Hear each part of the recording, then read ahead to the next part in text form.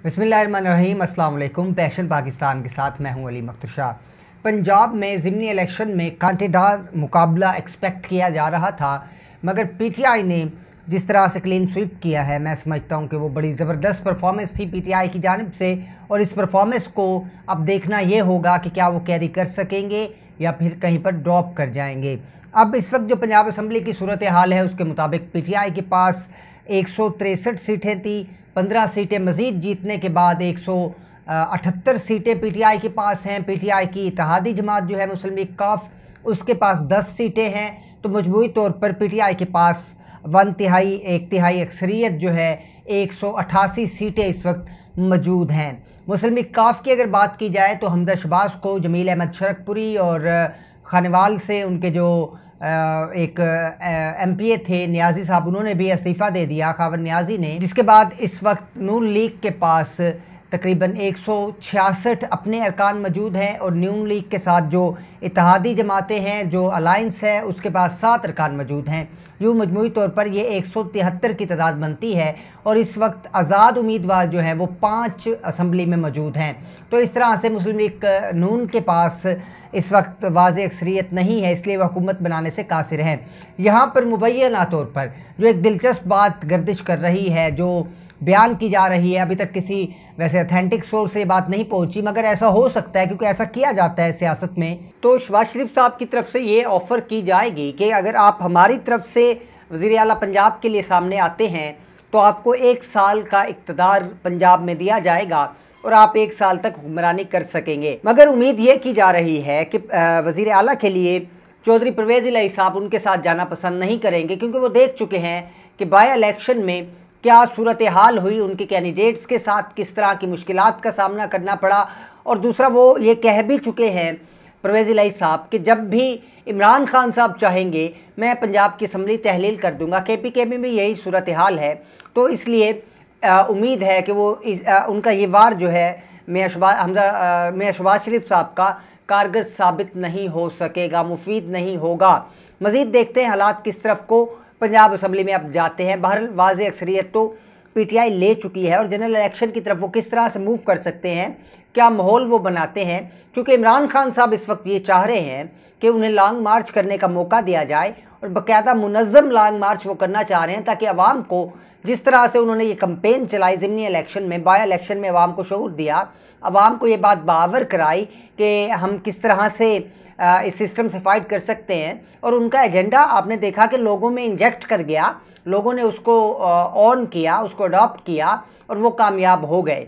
तो वो लॉन्ग मार्च की तरफ जाना चाहते हैं। बहरहाल इस तरफ अब मामला क्या होता है मज़ीद इंशाल्लाह आपको अपडेट करते रहेंगे।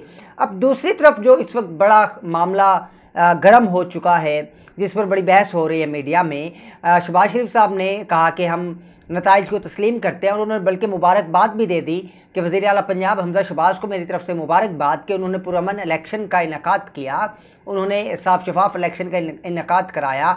इसी तरह ख्वाजा साद रफ़ीक साहब की तरफ से भी ये स्टेटमेंट सामने आ गई कि बड़ा साफ शफाफ इलेक्शन हुआ। और पीटीआई अब इस बात को मान ले कि इस वक्त नून लीग की मकबूलियत है, वो कह रहे हैं नून लीग की मकबूलियत है, उसकी उन्होंने मंतक भी दी जो मैं आपको बताता हूँ। नदीम अफजल चंद साहब की तरफ से भी ये स्टेटमेंट दी गई कि बिल्कुल फ्री एंड फेयर इलेक्शन हुआ।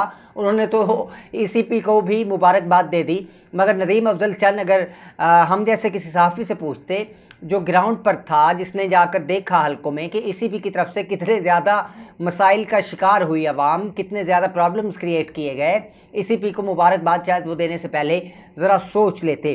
ख्वाजा साद रफ़ीक साहब इसलिए कह रहे हैं कि नून लीग की बर्तरी है पंजाब में, क्योंकि उनका क्लेम ये है कि ये 20 सीटें पीटीआई की थी, ये 20 सीटें तहरीके इंसाफ की थी और इन 20 सीटों में से 4 सीटें हमने जीत ली।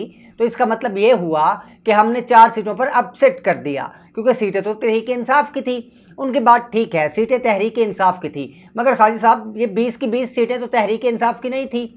इनमें से 10 सीटें तहरीके इंसाफ की थी। 10 उम्मीदवार जो थे वो आज़ाद जीत कर आए थे और पीटीआई से उन्होंने अलायंस किया था। तो इसका मतलब है कि 10 सीटें पीटीआई की थी। और अगर इस हवाले से अब देखा जाए तो 10 में से उन्होंने अब 10 सीटें पहले थी, इन 20 में से उन्होंने अब 20 में से 15 सीटें जीत ली। उन्होंने 5 सीटें इजाफी जीत ली पंजाब में। तो इसलिए ये विन एंड विन कंडीशन है इमरान खान साहब के लिए और पीटीआई के लिए, इसलिए आप ये नहीं कह सकते। और जो 4 सीटें आपने जीती पंजाब में, उन 4 सीटों में इस वक्त जो रावलपिंडी वाला हल्का है उसके वाले से बाबर अवान साहब जा चुके अदालत में, उन्होंने चैलेंज कर दिया, उन्होंने कहा जी धांधली हुई। उस पर बहरहाल एक बड़ा पीटीआई की तरफ से जो स्टांस दिया जा रहा है वो ये है कि जब तमाम दूसरे हल्के ऐसे थे जहाँ पर दबाव ज़्यादा था, जहाँ पर हमको शक था कि धांधली हो सकती है, बिलखसूस लाहौर के हल्के थे, शहद खाकान अब्बासी के जो दोस्त का हल्का था वहाँ पर, जहाँ पर वो पहुँचे आपके चौहान साहब, वहाँ पर उन्होंने जाकर बात की, तो वहाँ पर इनका फोकस ज़्यादा था। इन्होंने इग्नोर किया रावलपिंडी को, जिसका उन्होंने फ़ायदा उठाया और वहाँ पर कहा यह जा रहा है कि मुबैना तौर पर धांधली हुई है, जिसको चैलेंज कर दिया गया बाबर अवान साहब की तरफ से।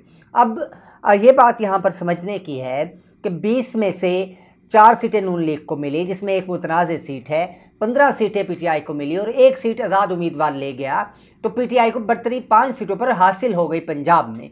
अब ये इस परफॉर्मेंस को वफाक में भी कैरी कर सकेंगे जनरल इलेक्शन में, और इमरान खान साहब अपने बयानिए को लेकर किस तरह से चलते हैं वो मामलात अभी सामने आना बाकी हैं।